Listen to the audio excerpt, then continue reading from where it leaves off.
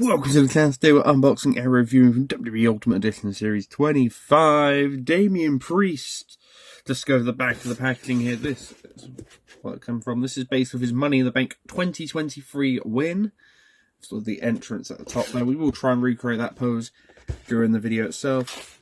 So, the front, there's the back. We're going to cut back once we have this figure out of the packaging. So we've got Damian Priest out of the packaging here. Just to run over your accessories. For extra hands, you do get a pair of mic holding hands. You get a pair of shopping hands. And you do get a pair of, if I can pick them up, pair of fists here.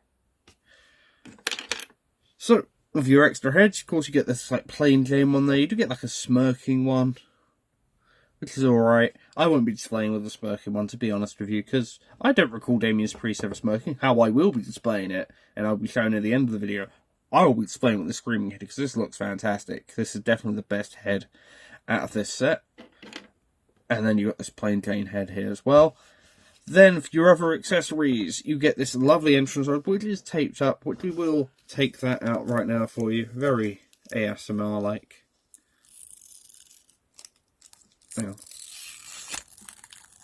All that tape, all that sticky tape, which I understand that they couldn't have just had that loose in the packaging, because look at the amount of details on that. That is really cool. That makes this figure a little bit better. Then you got the hood there.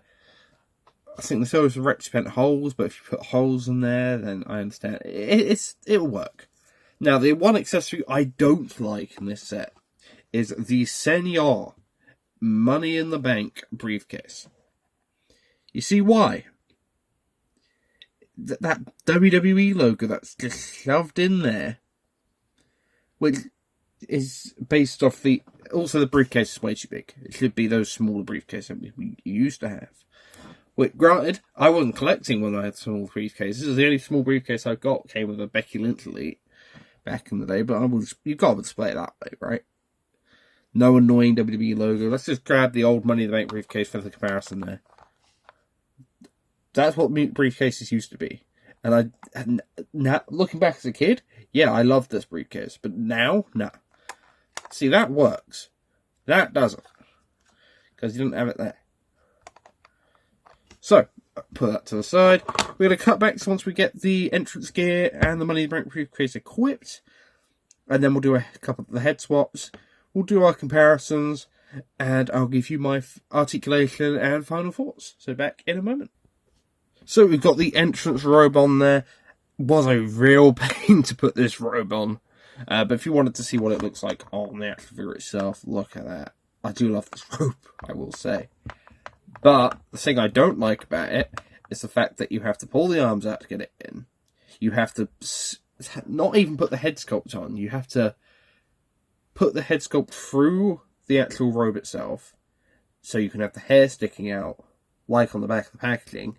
You can't have the hair sticking to the sides. You can't have the hair on the back, already put in. You have to specifically have the hair looped through, which is just awful, in my opinion. But if you wanted to see what it looks like, even with the money, setting your Money in the Bank briefcase, having displayed like that, bing bang bosh, look at that. Looks pretty great. But I do like it. How I'm gonna be cutting back again. We'll go over the articulation quickly. Legs go up, no issues whatsoever.